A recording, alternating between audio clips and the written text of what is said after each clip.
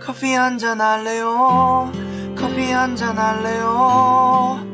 두 입술 꼭 깨물고 용기 낸 그 말, 커피 한 잔에 빌린 그대를 향한 나의 마음, 보고 싶었단 말 하고 싶었죠.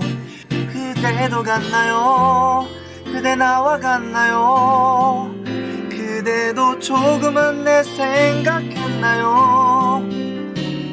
오늘은 내가 그댈 더 많이 웃게 할게요.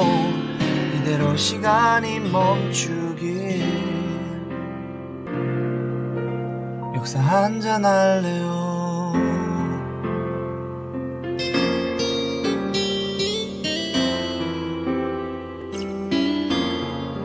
우철쌤의 역사 카페.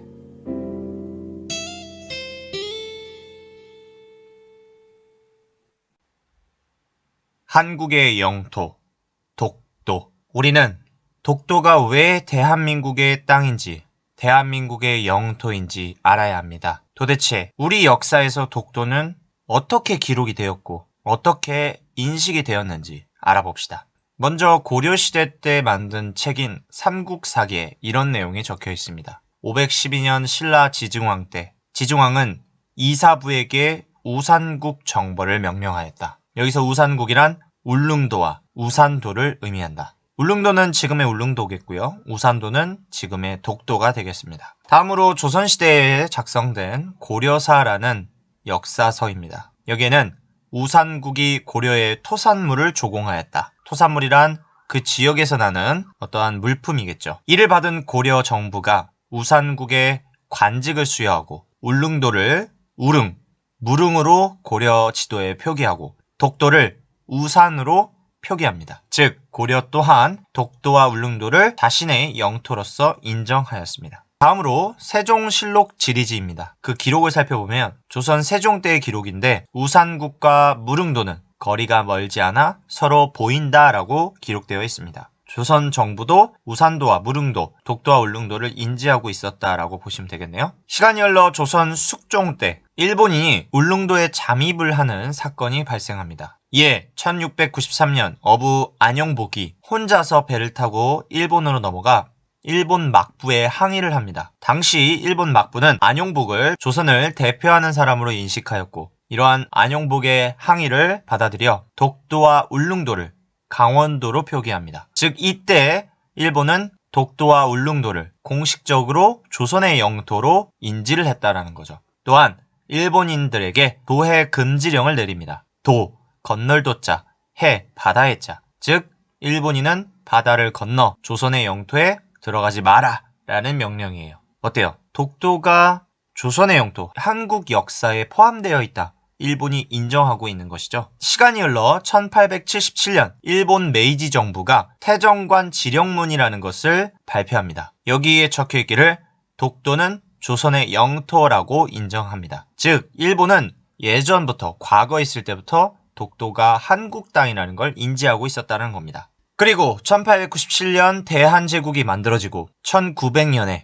고종 황제가 대한제국 칙령 제41호를 발표합니다. 제41호에 의하면 울릉도를 울릉군으로 승격시켜 이곳에 대한제국 정부 관리가 파견이 되어 이 지역을 다스리도록 했습니다. 즉 이것은 대한제국의 법적, 공식적, 국제적으로 독도가, 울릉도가 한국의 영토임을 인정하는 그런 근거가 되겠습니다. 그러다가 1903년 일본인이 독도가 비어있는 것을 보고 일본 정부에 독도를 편입하고 그 땅을 자신한테 빌려줄 것을 요청합니다. 뿐만 아니라 그 독도 근처에서 할 수 있는 고기잡이, 독점권을 요구했습니다.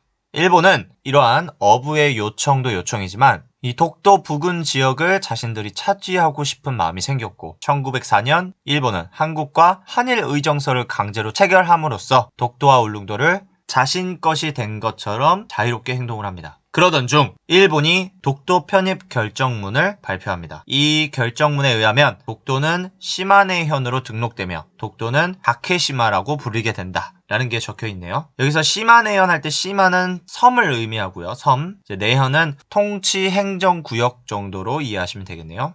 시, 군, 읍 이런 느낌으로. 다음으로 다케시마 할 때 다케는 대나무 죽자를 쓰고요. 시마는 섬도자를 씁니다. 즉 이때부터 죽도라고 불린다. 독도를. 자, 이렇게 불법적으로 대한제국이 합의하지 않는 식으로 영토를 가로챈 일본이었습니다. 그러는 중 1906년 울도 군수 심흥택이 일본 시마네현 관민조사단과 만나게 됩니다. 그래서 심흥택이 당신네들 왜 왔소? 우리는 시마네현으로 등록된 죽도를 보러 왔소 라고 이야기하자 이때 심흥택이 일본이 독도를 불법으로 편입했다라는 사실을 알게 됩니다. 이에 깜짝 놀란 심흥택이 강원도 관찰사에게 보고했고 관찰사는 정부에 보고했습니다.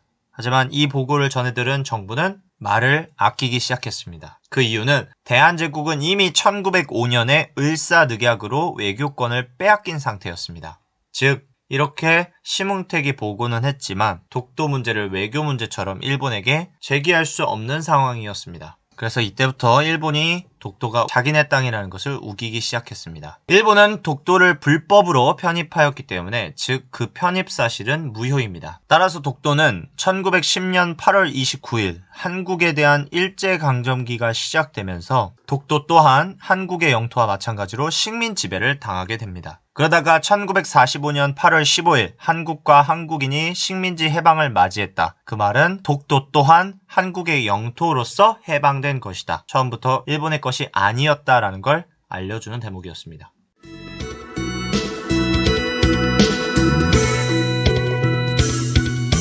따라하면 돼요. 카운터 줄게요. 어렵지 않아요. 단순하긴 해도 힘이 될 거예요. 행복의 주문 하나 둘 셋 넷. 행복해져라 행복해져라 행복해져라 행복해져라 행복해져라 행복해져라 행복해져라 행복해져라. 우울한 사람도 지친 사람들도 행복해져라 행복해져라 행복해져라 행복해져라. 자, 결말로써 독도는 한국의 영토이다.